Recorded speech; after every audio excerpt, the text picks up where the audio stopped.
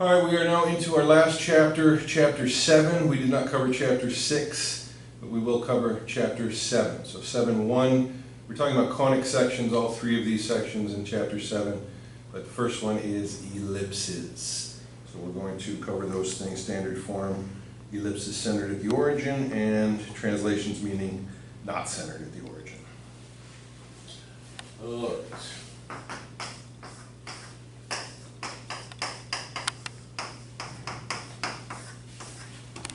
Okay, so there are certain things we want to know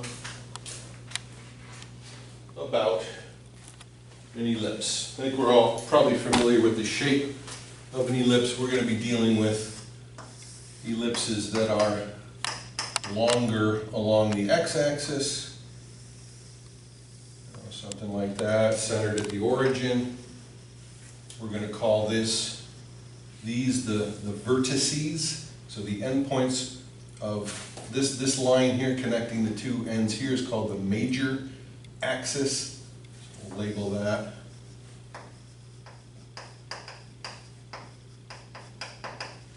And the shorter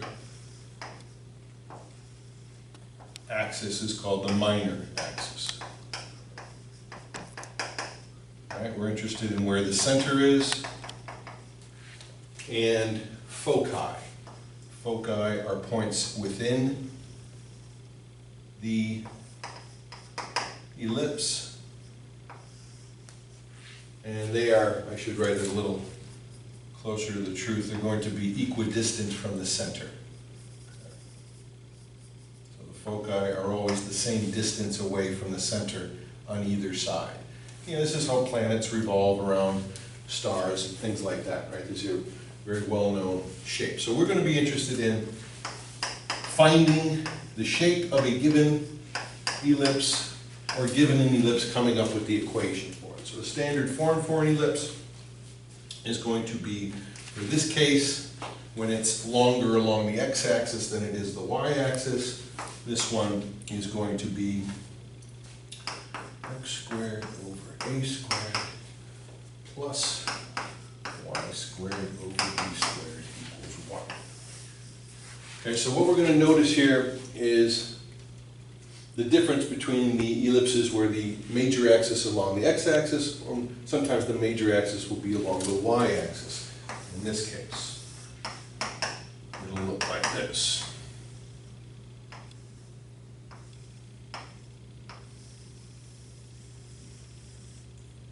Center endpoints of the major axes are called the vertices. Called a vertex here and a vertex here. And those are the endpoints of the major axis. This is the minor axis, the center, and now the foci will be along these. We're going to call C the foci points. We're going to call the endpoints of the vertex A values. So A is going to be the distance from the center to one vertex and the center to the other vertex. And for this one, the standard form is going to be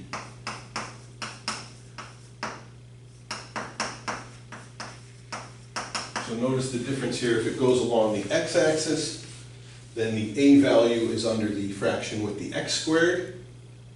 This is the A value here, A and negative A. This is the B value here and negative B. The C values are going to be where the foci are.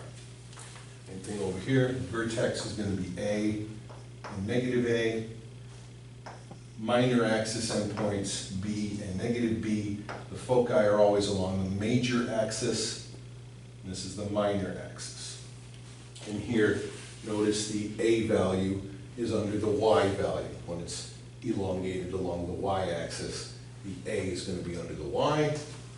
Here, along the x-axis, the A is under the x. So we want to be familiar with both of these forms. And for both of these, there's a relationship between A, B, and C. And it is this. so when we're given two of those values, we can always come up with the third, and that's going to be the case in a lot of these problems.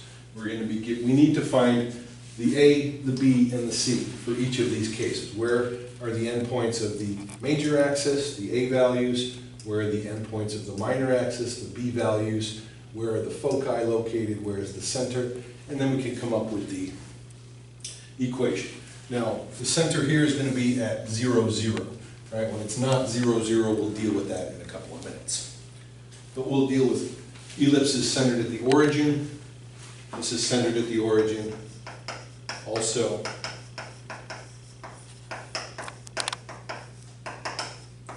zero, 0, and this is also centered at the origin.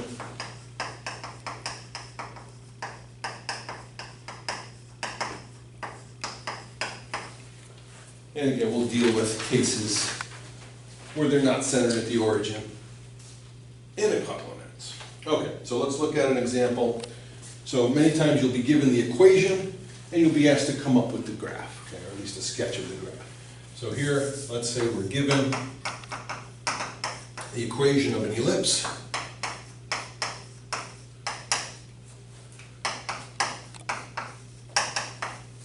Okay, now first thing you have to do is make sure it's in the form that's necessary. You have to have a 1 on the right-hand side of the equation. If you don't have a 1 on the right-hand side of the equation, you have to manipulate the equation until you get a 1 on the right-hand side. This already has a 1, so we're already in the form that we want. So notice here the larger denominator is going to tell you which of the two cases we're looking at. Okay, so whichever denominator is the largest, that's going to be the A value, and that's going to tell you if it's in the X, if it's elongated along the X-axis or the Y-axis. In this case, 36 is more than 9, so we know this is the case where it's elongated along the horizontal axis, and we can see here this is going to be A squared, right? So this tells us that A squared equals 36, and we're only concerned with the positive number here.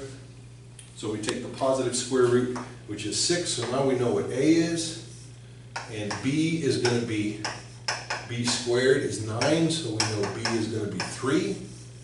And once we know A and B, we can find C, right? Because we know from our previous discussion, C squared equals A squared minus B squared. So now we can plug in those numbers and say C squared equals 36 minus 9, or 25. So we look at the square root of 25, and we're going to go 5 units to the right of center and 5 units to the left of center to get the foci points. So now we know when it's in this form, when it's just x squared and y squared in the numerator, that's centered at the origin. Okay, if it's centered anywhere else, we're going to have this case, x minus h squared and y minus k squared. Can you see that? So here h and k is 0, 0, right? That's why we just get x squared and y squared. We'll deal with that case in a minute. But right now we know that our ellipse is centered at the origin. So we can draw a sketch of it. We know the center is at the origin. We know it's elongated along the x-axis because the larger number was under the x term, and it's going out 6 units in each direction. So 6 units out here to x equals 6, 6 units to the left. I should make that a little more clear, make it look like it's equidistant. Good. And the minor axis goes up 3 units and down 3 units. And the foci for ellipses are always going to be within the ellipse, so notice the 5 is less than the length of the major axis, so the foci are going to be at 5 and negative 5. And then we can sketch the graph. You know, it looks something like this. And it's not perfect, but it should be equidistant from the center here. These are the foci points. These are the A values. These are the B values, and that's basically what we're looking to do, right? So we were given the equation. We determined that it was elongated horizontally because The larger denominator tells us that. We take the square root of that denominator to get the a values. We take the square root of the smaller number to get the b values. We use this relationship that's good for all ellipses to find the foci points. We draw the graph. We know our center is at 0, 0. Minor axis at 3 and -3. Vertices at -6 and 6, and foci at 5 and -5. Okay, so given the equation in standard form, be able to come up with the A, the B, the C. Once you have those values, you have everything you need to graph the equation. All right, so now we also want to go in the other direction, given some information about an ellipse, be able to come up with the equation. The first one we were given the equation, this time we want to come up with the equation. Oh, what did I do wrong? I did something wrong. You didn't catch my mistake. I'm very upset. You didn't catch my mistake. But this is a good teaching moment here, right? What did I do wrong? Maybe some of you watching probably saw from here to here. Oh, look what I did. Oh, that's 27. No big deal. Instead of 5, we're just going to get plus and minus the square root of 27. So that just changes these numbers to 5, which is close, right? That's just a little bit more than 5. Square root of 25 is 5. So we're going to have negative square root of 27 here and positive square root of 27 over here for the foci points, for the C's. Okay, so just paying attention to detail, which I always emphasize. Simple things, right? Just try to do things one thing at a time. Check your work. That's another reason to check your work. Okay, so sometimes we need to put into standard form. Sometimes we want to find the equation.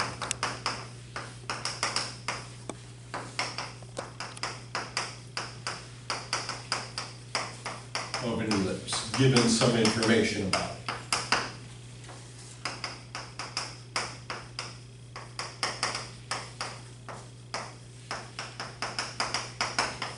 All right, so that is an example like this. Let's look at this. Let's say we're given that the foci are at -2, 0, and 2, 0. And we're also told that the vertices are at -3, 0, and 3, 0. And that's all the information we have. And we want to come up with the equation of that ellipse. So probably good to draw the picture and see what's going on. So if we know the vertices, which we know are the endpoints of the major axis, that's going to tell us which of the two cases we're looking at. So at -3 and at +3, we have our vertices. So we know it's elongated along the x-axis immediately because we're told the vertices are the endpoints of the major axes. There's only 2 vertices. The endpoints of the minor axis are not called vertices. They're just endpoints of the minor axis. And we know the foci are at 2 and -2. All right, so those are the C values. These are the A values. All right, so we know from this given information, this tells us that A equals 3, and also it tells us because the vertices are equidistant from the center, we know this is an ellipse centered at the origin, right? Because one end of the major axis is at +3, the other end is at -3. We know in the middle of that is the center of the ellipse. So this tells us, first of all, that A is 3 plus and minus 3, and it also tells us that C is 2 plus and minus for both. Which allows us to find the B value, right? We know C squared equals A squared minus B squared. That holds for all ellipses, right? A squared minus B squared. So we know that 4, I guess I'll write it in here, 2 squared equals 3 squared minus b squared, and that's going to allow us to solve for b. Let's come up here, get a little more room. So we'll say 2 squared minus 3 squared equals negative b squared. Let's just take the negative of both sides, so we'll get 3 squared minus 2 squared. Just multiplying both sides by -1, taking the negative of this, the negative of this, and the negative of this, just to make it a little more readable. We get 9 minus 4, so that's 5, and we get plus and minus the square root of 5. All right, so that's going to tell us where the endpoints of the minor axis is. So that's going to be at 0 plus root 5, and at 0 negative root 5. And now basically we have everything we need. The foci are at C, the A values are the vertices, the B values are the endpoints of the minor axis. We get kind of a sort of a decent picture. Centers at the origin. And now since we know what A, B, and C are, we can come up with the equation.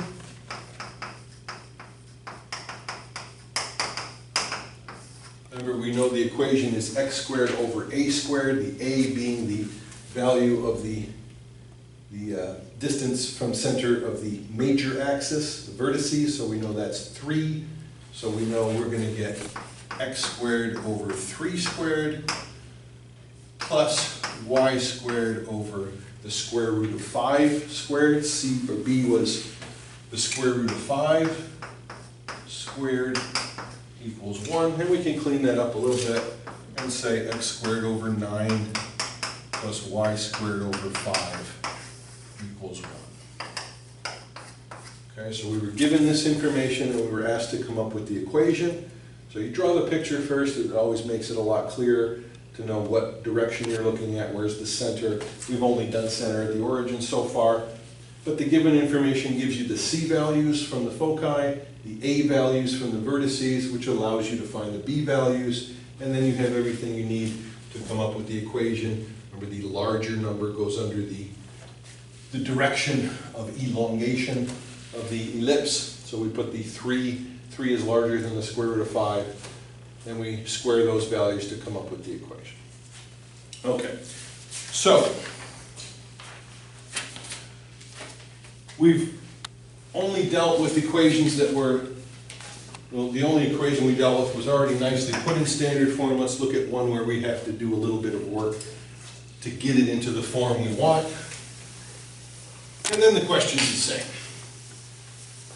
Either we generally want to sketch a graph of it and see what it looks like. So let's say we're asked to graph this ellipse. And it's given to you in this form.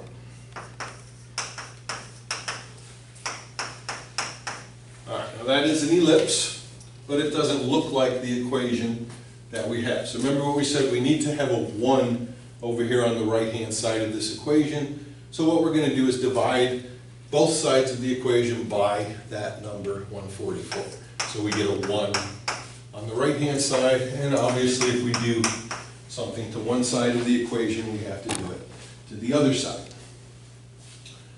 All right, so notice here, 16 is a factor of 144. 144 divided by 16 is 9. So now this becomes x squared over 9. And 16 times 9 is 144, so we just see the same thing here. 9 goes into 144 16 times. So we get y squared over 16. And of course we get the 1 that we want here. So now we have it in the form that we want. We're trying to graph it. We see the larger number now is under the y value, so that tells us it's going to be elongated along the y-axis. And the a value is going to be the square root of the larger number. So a is going to be the square root of 16. And b is going to be the square root of 9. Plus and minus, both sides of center. And again, that's going to allow us to find the C value, or where the foci are. And it's centered at the origin, right? Again, x minus 0 squared, y minus 0 squared tells you where the center is. So 0, 0, when it's just x squared and y squared. We know the center is at the origin. The major axis is along the y-axis now, 4 units up and 4 units down. And the minor axis is 3 units over and 3 units to the right. So we get an ellipse that looks something like this. Major axis at 4 and negative 4. Minor axis, so that's 0, negative 4. It's clear for you.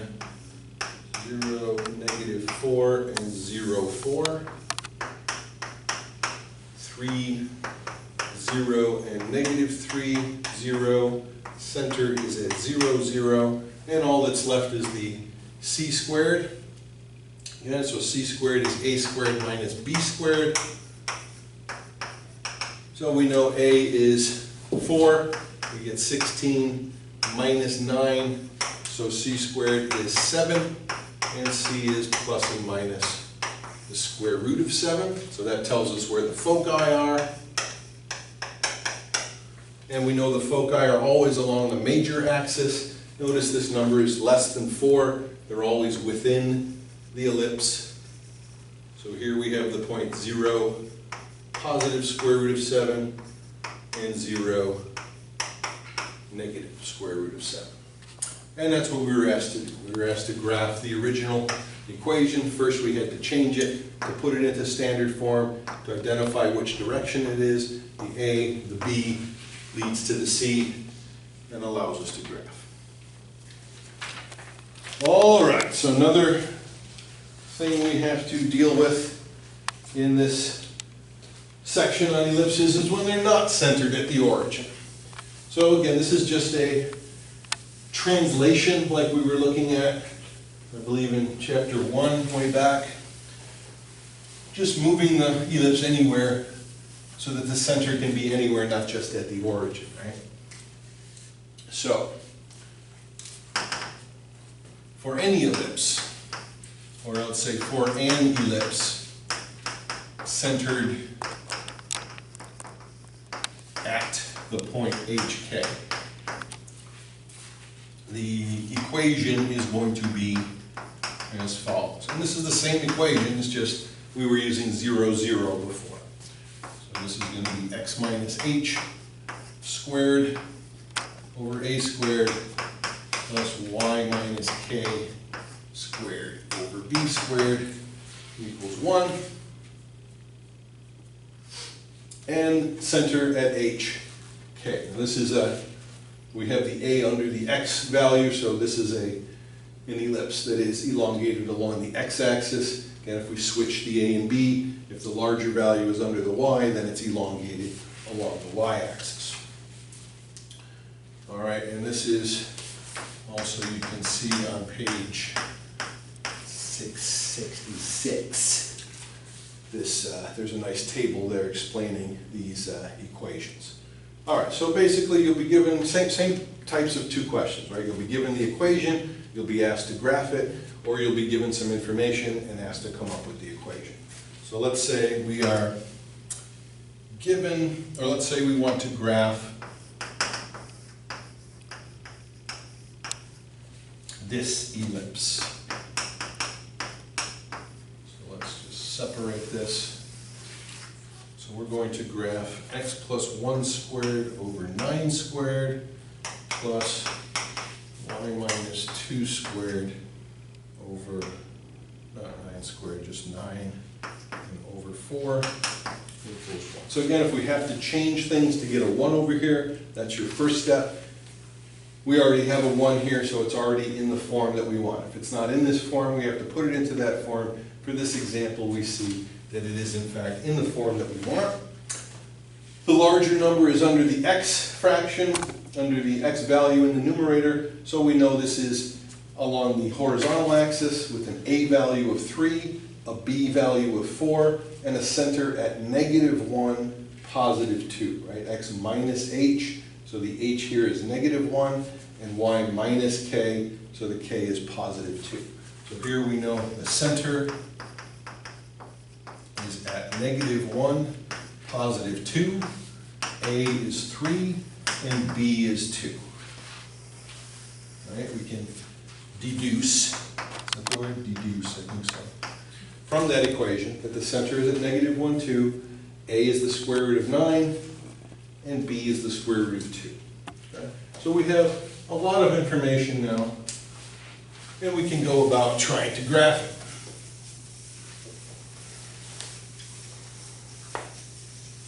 it. Okay, so we know it's longer along the x-axis, and we know the center is at negative 1, positive 2. So negative 1, positive 2, we have the center, right, negative 1, positive 2. We know the major axis is along the x-axis, and it goes 3 units to the right of center and 3 units to the left of center. So if the center is at negative 1, positive 2, x value 3 units to the right, we're going from negative 1 to 0 to 1 to 2. So we know one of the vertices is at 2, 2. I want to get my own way here.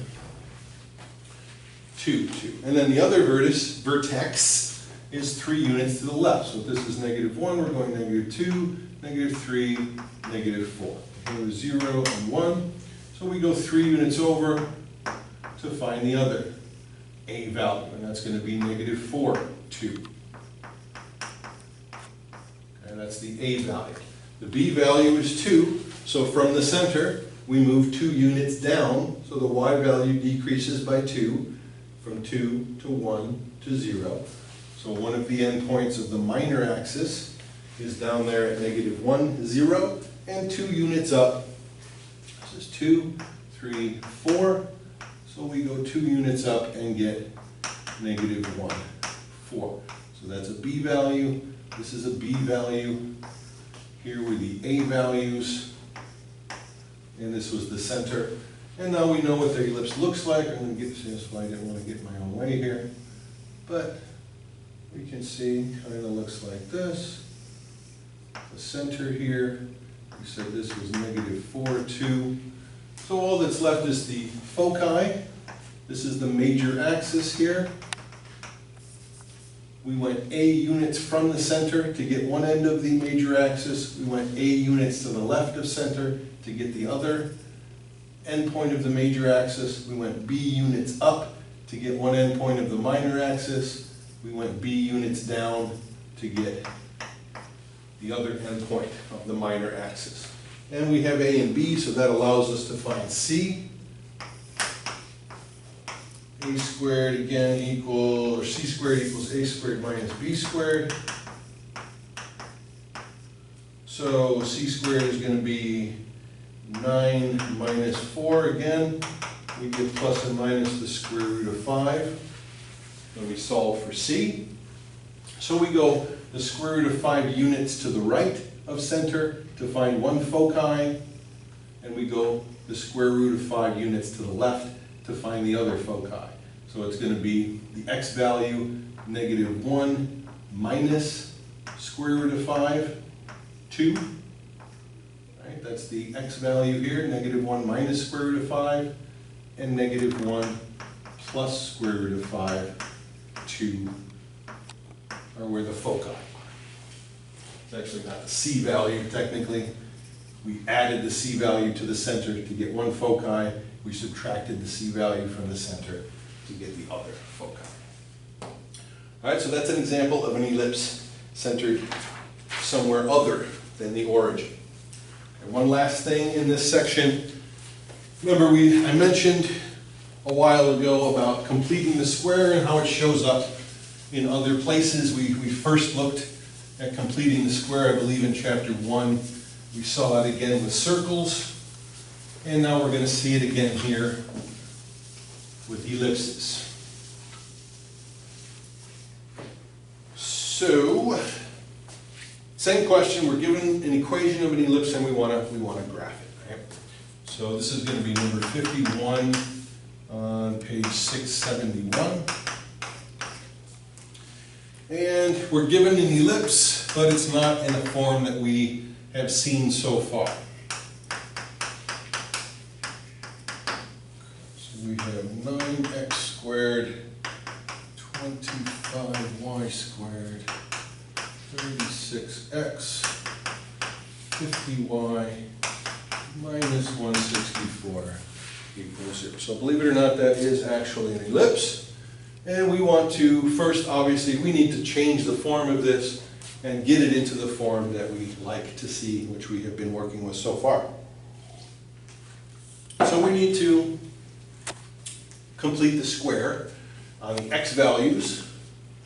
So we're going to gather the x values together, and we're going to gather the y values together, and complete the square on each of those, and that's where we're going to get that x minus h squared term and y minus k squared term. Then we're going to put the constant term on the other side. So let's gather the x terms, gather the y terms, and put the constant on the other side. Add 164 to both sides, gathering the 9x squared minus 36x, putting parentheses around that, gathering the y terms, and putting parentheses around that.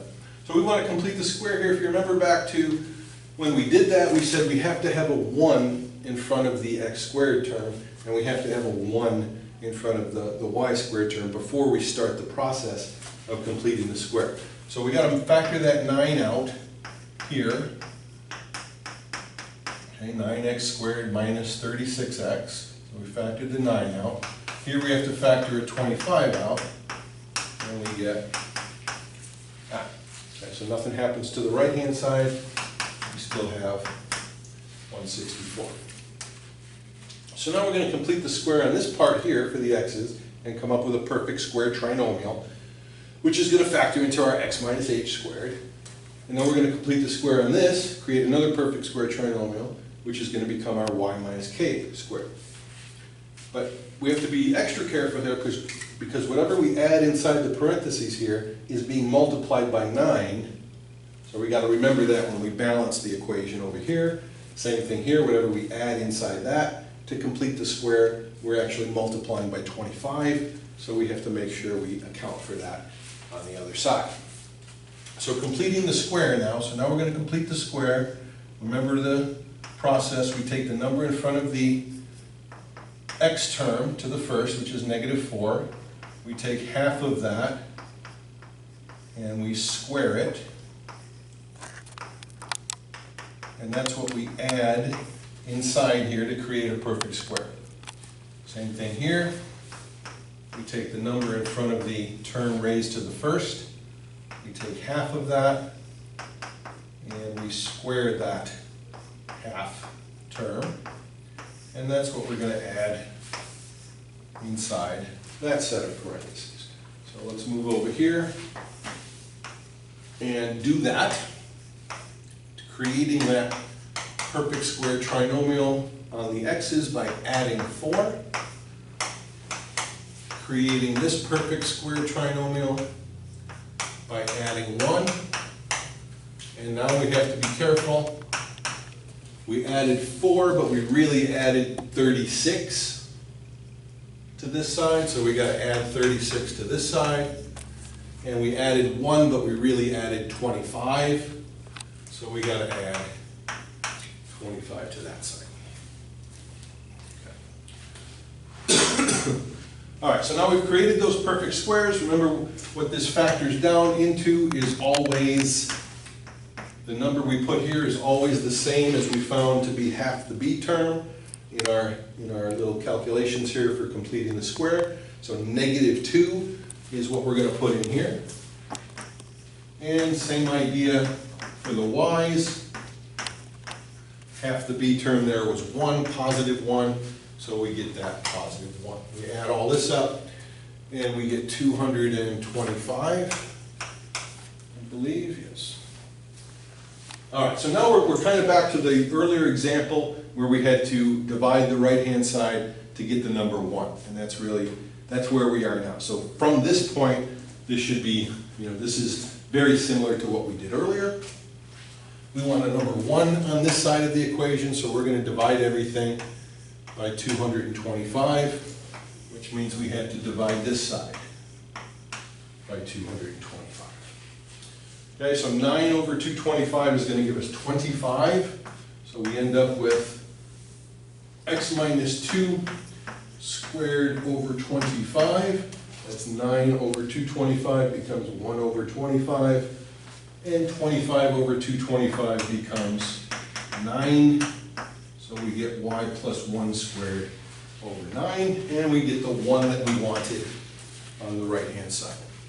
Okay, so that was the main part of the work here. Now we're back to our very first, or not our very first example, but the example we just did with an ellipse not centered at the origin. This is going to be centered at positive 2, negative 1.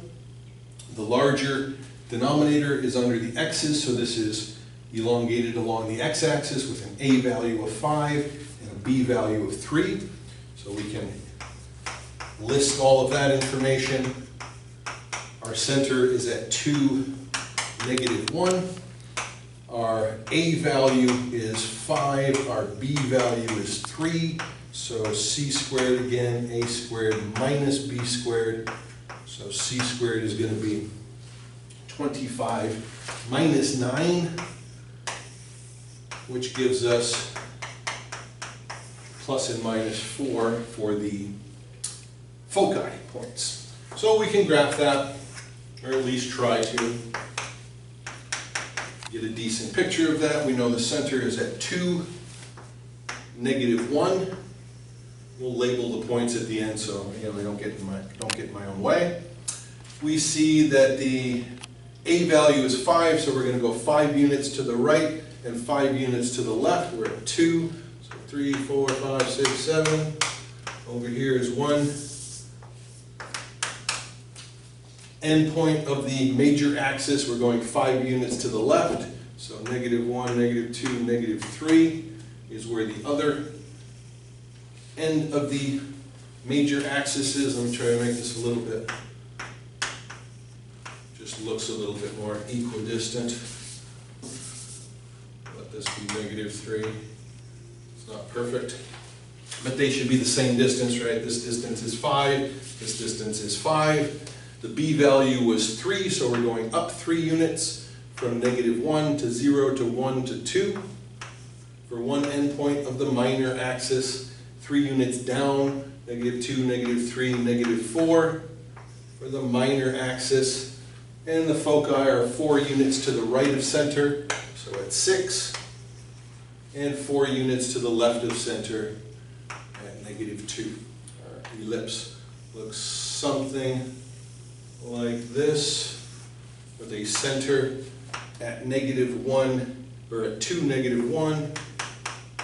Our minor axis was at 2, 2.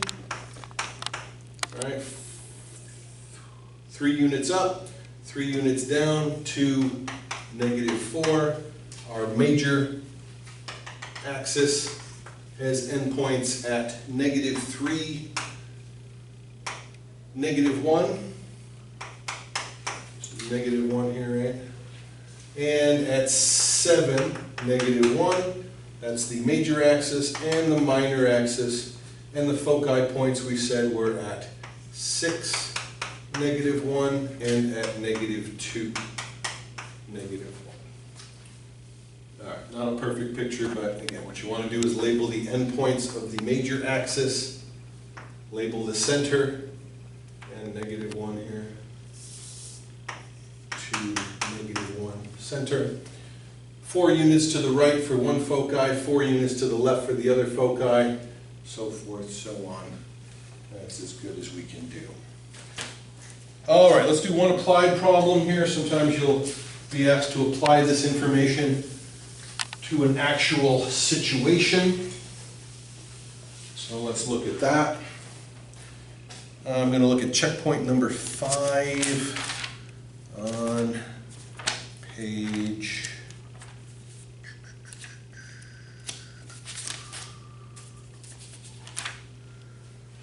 Page 669. Checkpoint 5, page 669. All right, so basically we have a tunnel, a truck trying to pass through a tunnel. All right, so let's look at it on a graph. And we're told that a truck is 12 feet wide. So if we let this be the origin, okay, let this be 0, 0. We're not dealing with negatives here since we're talking about a real life situation. So the height of the width of the truck is 12 feet. So if we let the center of the tunnel, we're going to have a tunnel which is going to be an ellipse, right, since we're in ellipse chapter. We want to know if the height of the truck is too much to pass through the tunnel. Right? You've seen these pictures on the internet where trucks try to go through tunnels and right, they crash their truck. So that's the idea. So we're saying the truck is 12 feet wide, which means it goes out 6 feet here and 6 feet over here. Right? So we can say -6 to the left of the origin and 6 feet here. So that's the width of the truck.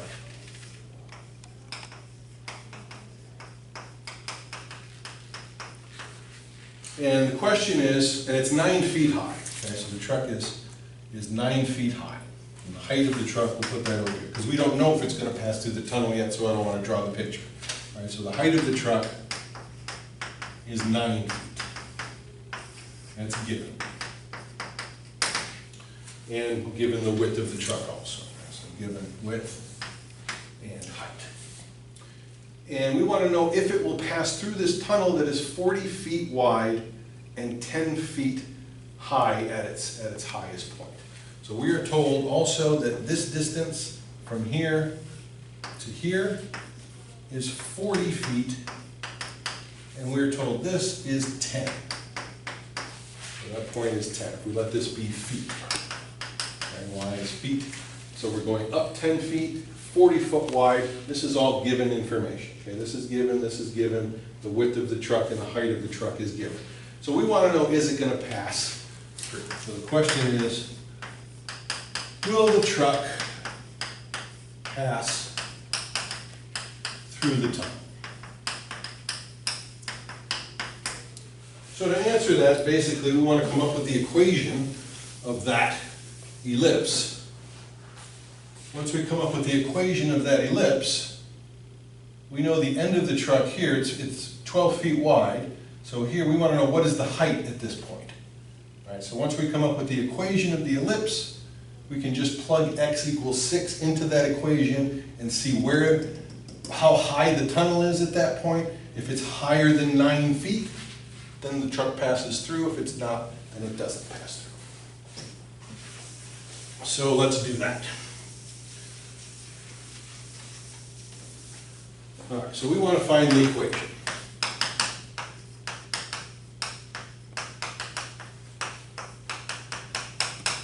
The ellipse, we know the center is we've drawn it so that the center is at the origin. And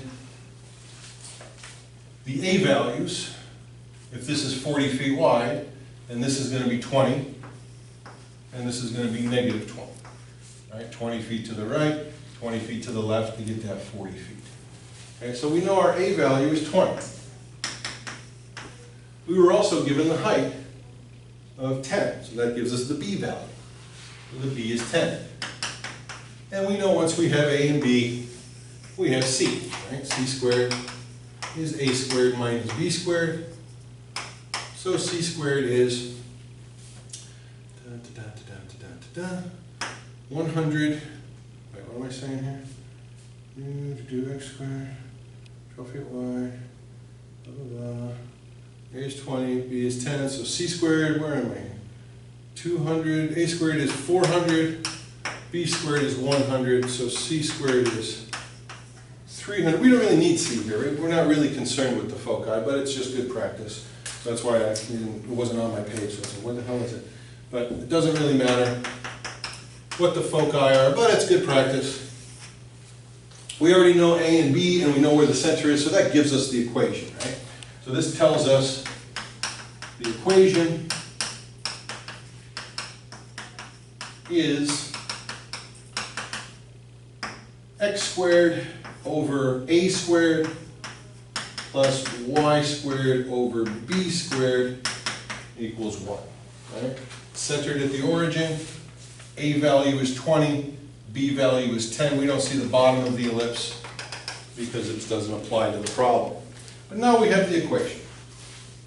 And again, we could just square that out and get 400 if we want, and square that out to get 100. Okay, so now the question becomes, the truck, if this is the width of the truck, how high is this point? We want to know what is the height at that point of that ellipse, because we know the truck is 9 feet high. If this value, if this y value is more than 9, then the truck is going to pass under the tunnel. If it's less than 9, then the truck's not going to fit. So all we got to do now is put x equals 6 into the equation that we just found. Right. So to determine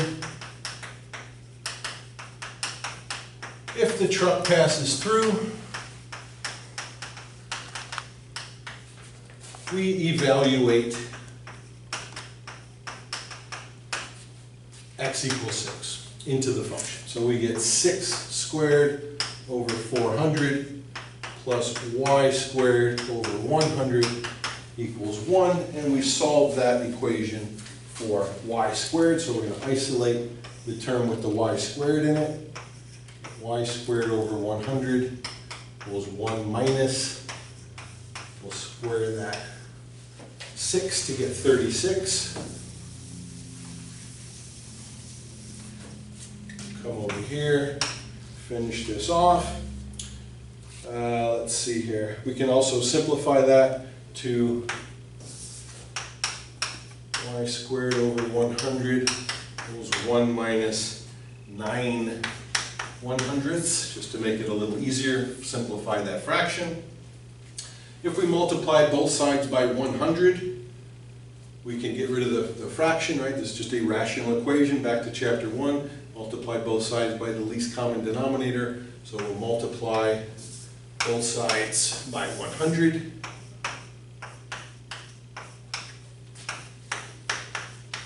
So now we just get y squared, 1 times 100, and negative 9 1/100ths.